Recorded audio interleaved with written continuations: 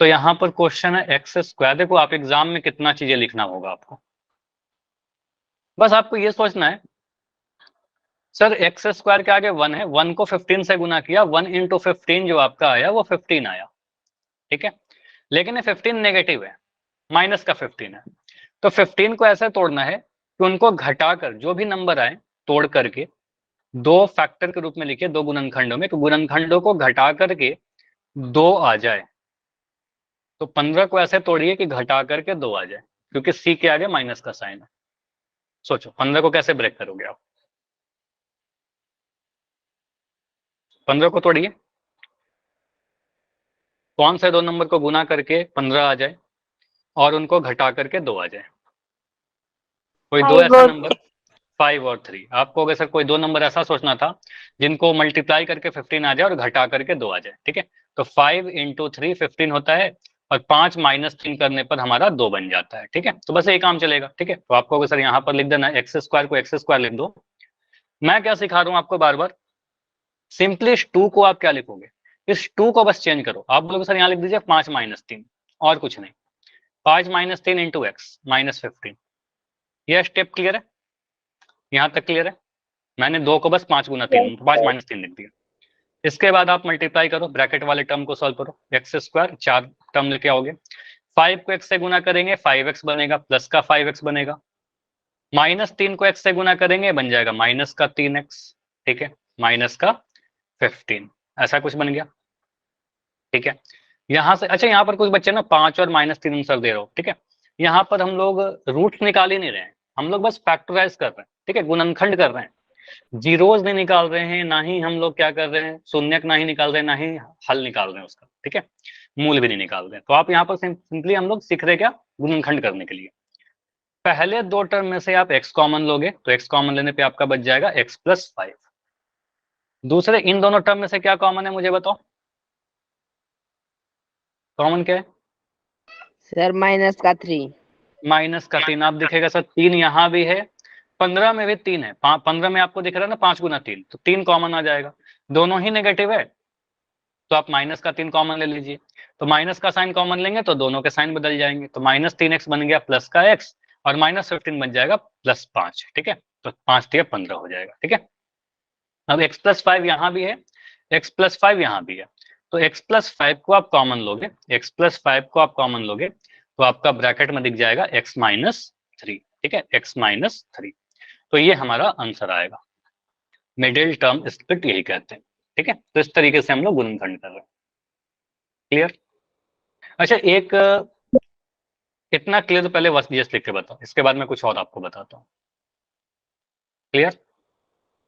अगर मैं आपसे अधूरा कोई क्वेश्चन ऐसे आपसे पूछ ले कहीं पर कि x square plus 2x minus 15 को आप अगर फैक्टराइज करने के लिए मिडिल टर्म को स्प्लिट कर रहे हो, और इसको मैंने लिख दिया x square plus p x plus q x minus 15। चलो इसको मैं थोड़ा इधर कर दे रहा हूँ।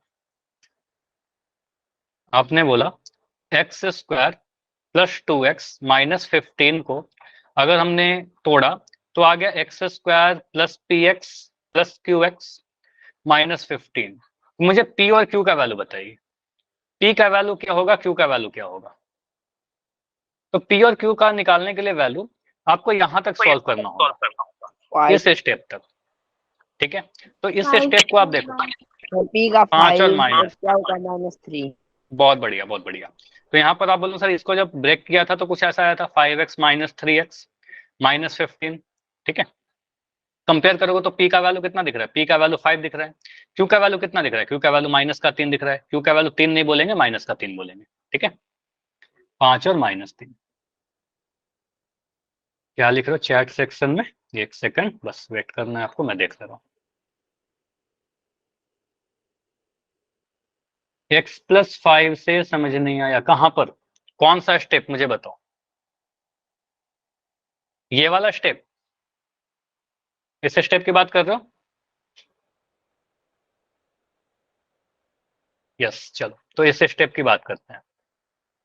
यहां के बाद क्या किया हमने, चलो इसको मैं मिटा दे रहा हूं, ये सारी चीजें आपको लिखने की जरूरत नहीं है। देखो क्या आपको दिख रहा है? एक टर्म सर ये पूरा है हमारा, दूसरा टर्म ये पूरा है हमारा, बीच में माइनस का साइन है, इतना क्लियर? दो टर्म में बीच में माइनस का साइन है। अब पहले वाले टर्म में भी x प्लस 5 है, पहले वाले टर्म में भी देखो x प्लस 5 है, दूसरे वाले टर्म में भी x प्लस 5 है। तो x प्लस 5 क्या है? गुणनखंड है ना। आप कह सकते हो सर यहाँ पर इसको हम अगर तोड़कर लिखे तो ऐसा लिख सकते हैं x इंटू एक्स प्लस 5 पहले वाले टर्म को, और दूसरे वाले टर्म को 3 इंटू एक्स प्लस 5, ऐसा लिख सकते हैं। x प्लस 5 यहाँ भी, x प्लस 5 यहाँ भी है, तो x प्लस 5 को कॉमन ले लेंगे। तो x प्लस 5 को जैसे ही आपने कॉमन निकाला तो पहले एक टर्म आपको दिख जाएगा ये x, ये x बचा, फिर आपको दिख रहा है ये माइनस का 3, तो यहाँ पर माइनस का 3। अभी समझ में आया? अभी क्लियर? सर पोल। अच्छा, पोल में हड़बड़ी नहीं करते, ये टॉपिक इंपॉर्टेंट है, इसमें ढेर सारा, नहीं भी अगर आज पोल होता है तो पोल अगले क्लास में कर लेंगे, ठीक है, उसमें कोई प्रॉब्लम नहीं है, पहले इसको सीखिए, ठीक है। चलो अगला क्वेश्चन ट्राई करो। क्वेश्चन है 12z² माइनस 7z प्लस 1। चलो इसको आप लोग सॉल्व करिए, और सॉल्व करने के बाद अपना कैमरा ऑन करके मुझे दिखाइए। पहले आपको सॉल्व करना है, ट्राई करो। क्वेश्चन है 12z² माइनस 7z, क्योंकि यहाँ पर आप चैट में शायद लिखने में प्रॉब्लम होगी आपको, तो इसलिए कैमरा ऑन करके अपना सॉल्यूशन मुझे दिखाइए। 12z² minus 7z plus 1।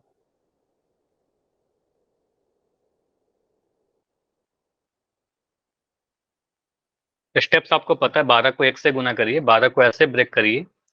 अब आपको डिसाइड करना है कि जोड़ करके साथ लाना है कि घटा करके साथ लाना है।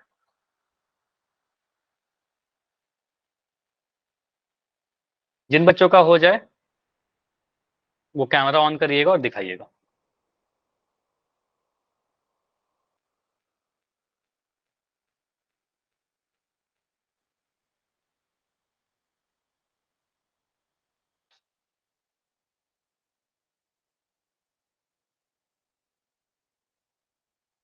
सॉल्व करना है तो अंजलि गुप्ता के नाम से जो बच्चे हो, आपका कॉपी मुझे दिख रहा है,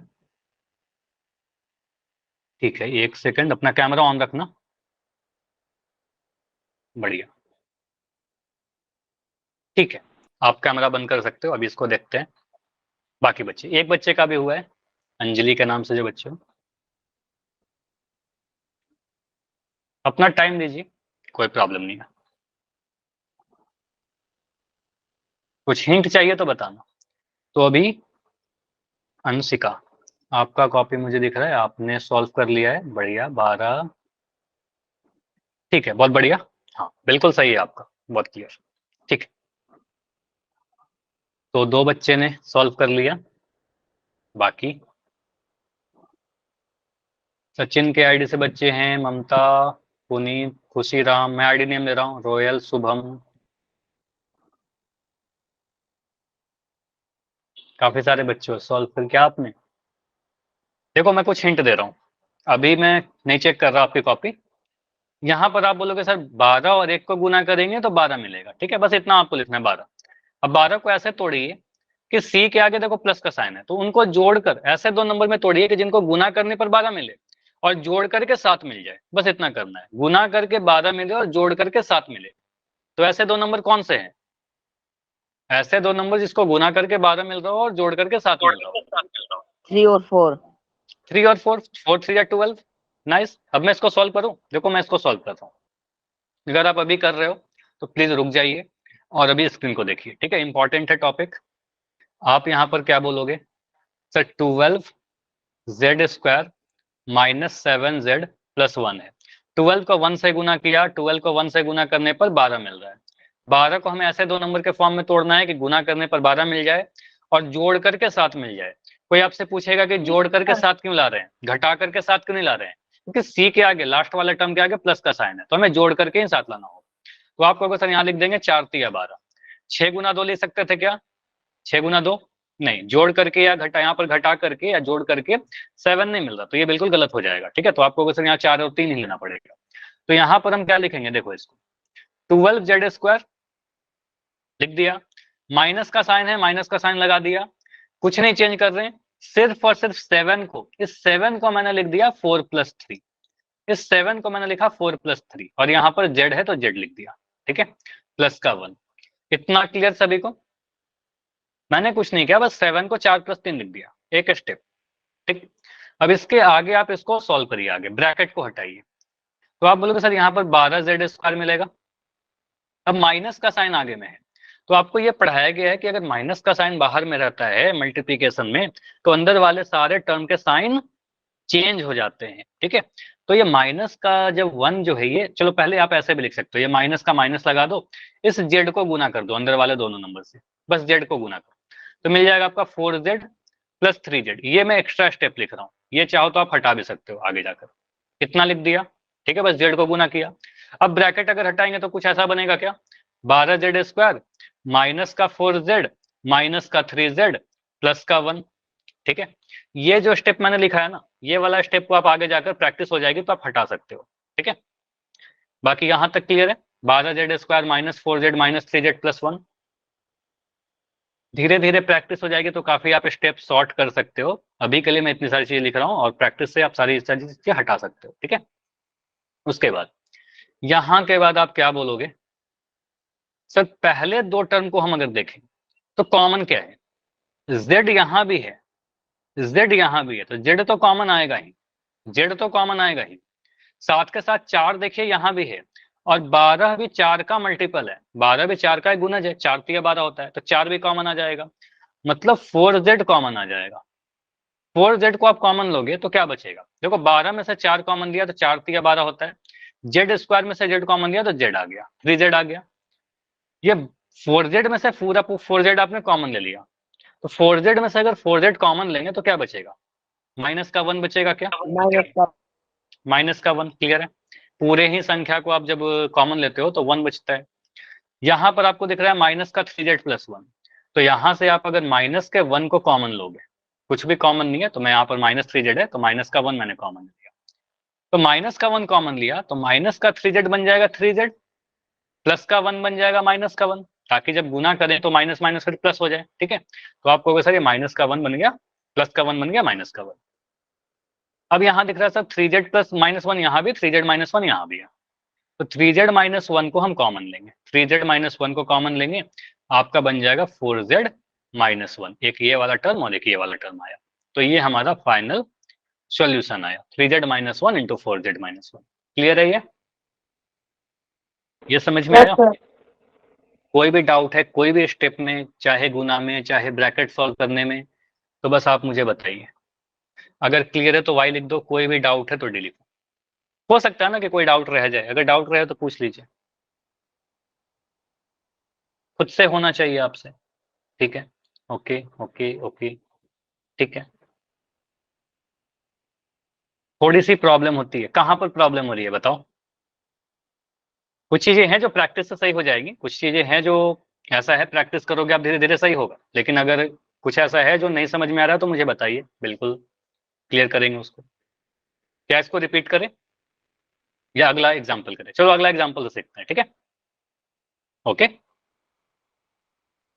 चलो अगला एग्जाम्पल है आपके लिए, ये 2x² - 5x - 3, 2x² - 5x - 3, इसको ट्राई करो।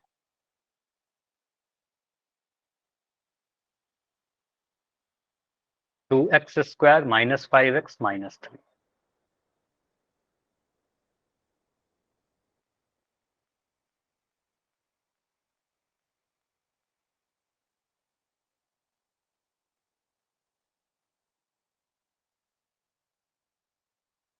यहां पर 2 और 3 को आप गुना करोगे,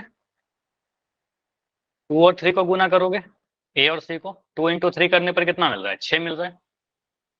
अब आप लोग मुझे चलो जल्दी से बताओ कि 6 को हम तो ब्रेक कर लेंगे, अब हमें क्या सोचना है कि जो भी दो नंबर आए उनको गुना करके तो 6 आना चाहिए, जोड़ करके 5 लाओगे आप कि घटा करके 5 लाओगे?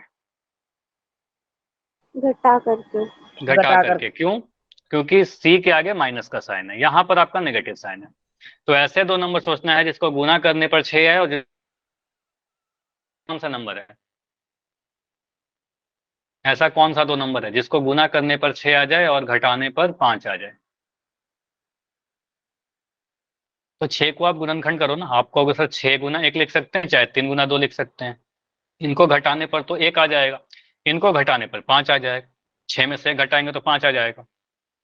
ठीक है, तो सिंपली आप यहाँ पर लिख दो 2x², माइनस का साइन है माइनस लगा दिया, 5 को बस मैंने लिख दिया 6-1 और कर रहे हैं, 3 2 नहीं लेंगे यहाँ पर, घटाने था हमें। ठीक है, तो 6 - 1 इंटू एक्स, माइनस का 3। क्लियर इतना? यस इतना सर। क्लियर? अब मैं क्या कर रहा हूँ, इस देखो एक एक स्टेप कर रहे हैं ताकि आपको सारी चीज क्लियर है। माइनस को मैंने बाहर रखा था, बस एक्स को अंदर ले जा रहे हैं। ठीक है, एक्स को अंदर ले जाएंगे तो ये क्या बन जाएगा, 6 into x 6x, -1 into x minus का एक्स। ठीक है, माइनस का 3।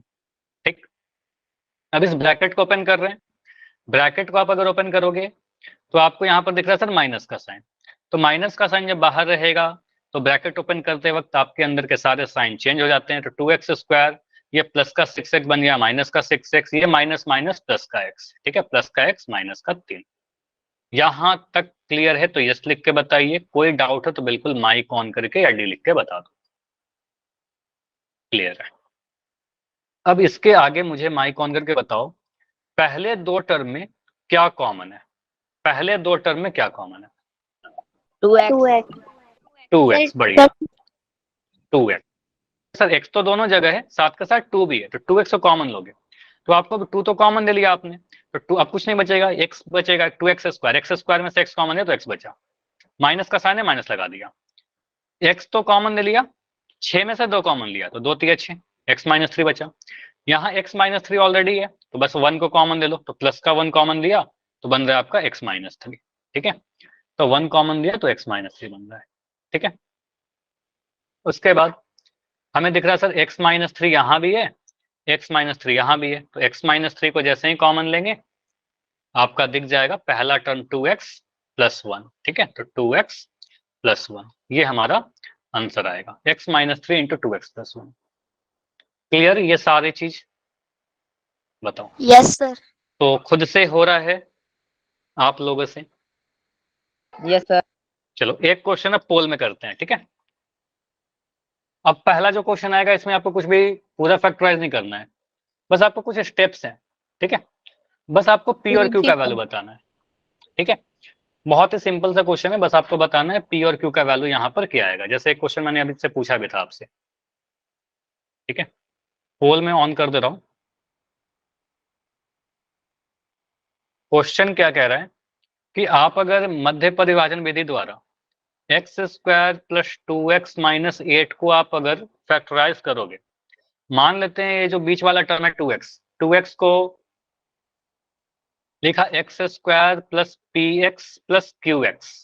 ठीक है, तो बीच वाला टर्म ब्रेक हुआ है ना, ये 2x को ही ब्रेक करके मैंने लिखा है px + qx -8।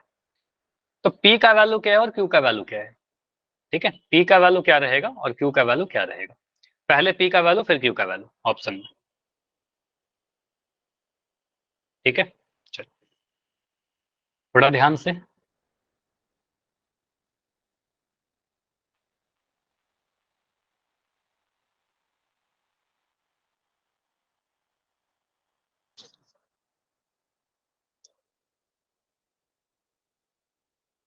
तो 5 आंसर आए, आराम से करो। तो P का वैल्यू क्या आएगा, Q का वैल्यू क्या आएगा, सोचना है आपको कि किस तरीके से इसको हम ब्रेक करेंगे, जोड़ कर लाएंगे, घटा कर लाएंगे। आप ब्रैकेट ओपन करिए। ठीक है, बस ट्राई करिए। अच्छा, निकी के नाम से बच्चों आपका माइक ऑन है ना, माइक बंद कर लो। निकी, निकी के आईडी से, ठीक है अभी बंद है। तो 12 आंसर आए हैं, 13 आंसर आ गए, 13 में 12 सही, बढ़िया। स्किप नहीं करना, ट्राई करिए बिल्कुल आंसर करने की। तो 2x को अगर हम px + qx लिखे तो p का वैल्यू क्या आएगा, q का वैल्यू क्या आएगा? लास्ट 20 सेकंड रुकेंगे, 20 सेकंड्स, 20 सेकंड। अच्छा, इस क्वेश्चन के लिए मैं क्या करूंगा ना, ये टॉपिक इंपॉर्टेंट है तो आज इस टॉपिक पर आपको कोई होमवर्क लिंक नहीं दिया जाएगा। ठीक है, पोल में भी आज कंप्लीट नहीं हो पाया टॉपिक, तो आपको मैं क्या करूंगा, कुछ क्वेश्चन मैं एक्स्ट्रा सेंड कर दूंगा, तो आप प्रैक्टिस जरूर करना। ठीक है, बस अपने कॉपी पे सॉल्व करिएगा, ग्रुप में सेंड करना अपना सॉल्यूशन, मैं चेक भी कर लूंगा। ठीक है, ठीक है, तो 17 आंसर आ चुके हैं अभी। अभी भी कुछ बच्चे हो, काफी बच्चे अभी आंसर नहीं आए। आए हैं जिनके। लास्ट 15 सेकंड्स, 15 सेकंड में इसको एंड करेंगे, अगर सभी का हो जाता है ऑफ कोर्स, अगर टाइम चाहिए तो बता देना। Last 10 sir second. आंसर कर दो। क्या बोल रहे हो? सर आंसर विजिबल कर दो। विजिबल है, दिख नहीं रहा है कि आपको कितने बच्चों ने आंसर किया है? नहीं सर, दिख रहा नहीं है। ठीक है, अभी दिख रहा है क्या? Yes sir. Yes, sir. ठीक है। कई बार ऐसा होता है कि मैं ऑन भी कर देता हूँ ना, फिर भी आप लोगों को नहीं दिखता है, कुछ टेक्निकल इशू की वजह से। तो कभी ऐसा हो तो आप बता दिया करो, ठीक है? जब तक आप बताओगे नहीं, फिर मुझे ही पता नहीं चल पाएगा। Last 5 second. 5 4 3 2 1। चलो, वेरी गुड। तो टोटल 21 आंसर आए हैं, 21 में 17 आंसर सही है, 23 आंसर आ गए हैं, 23 में 19 सही है, 4 गलत है। बढ़िया, काफी अच्छे तरीके से आप लोगों ने आंसर किया। देखो यहाँ पर, अभी यहाँ पर समझो क्या किया हमने। बस आपने देखा, सर इसको फैक्टराइज अगर करेंगे, गुणनखंड करेंगे, क्वाड्रेटिक इक्वेशन तो है ही, द्विघात क्वाड्रेटिक पॉलिनोमियल तो है ही, द्विघात बहुपद तो है ही। इस 1 को जब आपने 8 से गुना किया तो आपका 8 मिलेगा। अब 8 कैसा है? माइनस का 8 है, मतलब साइन नेगेटिव है। तो हमें 8 को ऐसे तोड़ना होगा 2 नंबर के रूप में कि जिनको गुना करने पर तो 8 है, लेकिन घटा करके क्या है? घटा करके 2 है, ठीक है, क्योंकि बीच में 2 है। 2. तो ऐसा कौन सा नंबर हो सकता है? आपको अगर 4 4 बना दो, ठीक है, 4 और 2, तो 4 और 2 को गुना करने पर 8 आ जाएगा और घटाने पर 2 आ जाएगा। तो हम इसको ऐसा लिखेंगे। अब यहाँ पर देखो, आप ऐसा लिखोगे एक्स स्क्वायर प्लस 2x को आप लिखोगे। देखो ये जो 2x था, मैं इसको थोड़ा ना चेंज करके ऐसा लिख रहा हूँ ताकि आपका कोई भी कंफ्यूजन ना रहे। एक्स स्क्वायर प्लस, यहाँ पर मैं लिखा 2, यहाँ मैंने लिख दिया x माइनस 8।